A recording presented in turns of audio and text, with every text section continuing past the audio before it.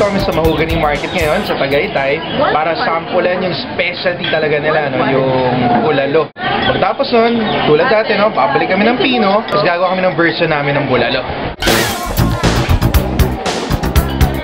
Order kami ng tawilis. It's one specialty sa Tagaytay, yung tawilis. Inuhuli nila yan sa may Taal Lake.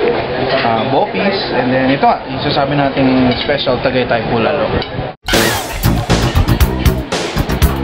At ang nagpapasarap ng tawilis ay ang buhok. Ate, drinks ko. Hi, Nessie, ako ba yung... Dito sa Tagaytay, may kita mo lahat ng bagay.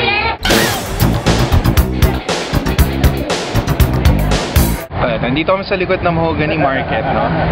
Itong area na to, dito yung mga yung mga beef, na yung tatawag ng Batangus beef, no?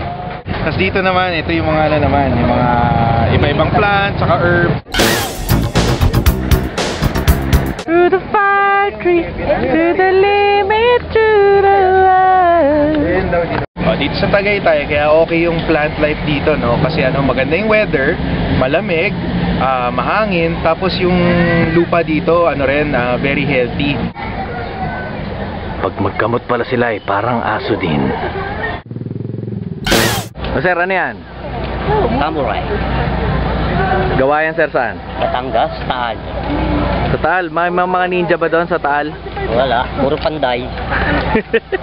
So si Panday Batanggenyo? No, siyempre.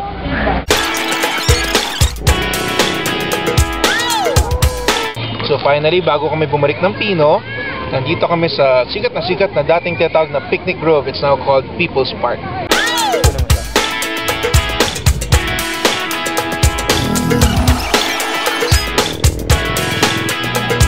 Galing kami ng Tagaytay at na-inspire na naman kami dun sa kinain namin, no? Yung sa palengke, yung bulalo.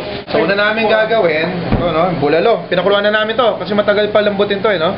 Pinakuluan namin to ng mga 3 oras, no? 3 hours para malambot na malambot, tender, no?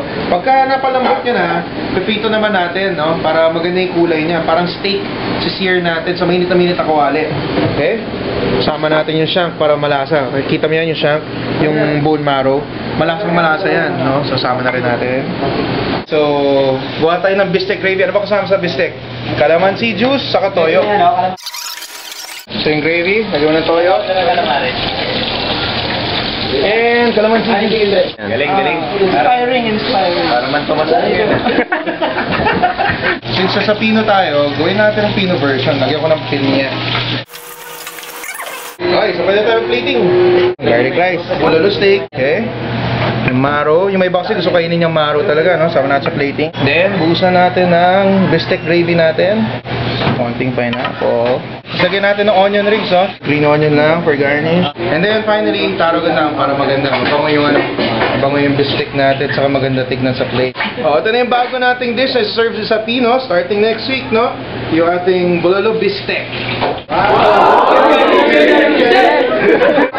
Okay, so serve natin sa ating mga celebrity guests. Tapos, mayamoy mo. Flavor ng tatlon. Kasi hindi yung elementary, pero yun, ito mo mamaya kamoyin mo. Parang nagagamit yung buong senses mo, di ba? Your taste, tapos may natutunan pa tayo sa dish natin.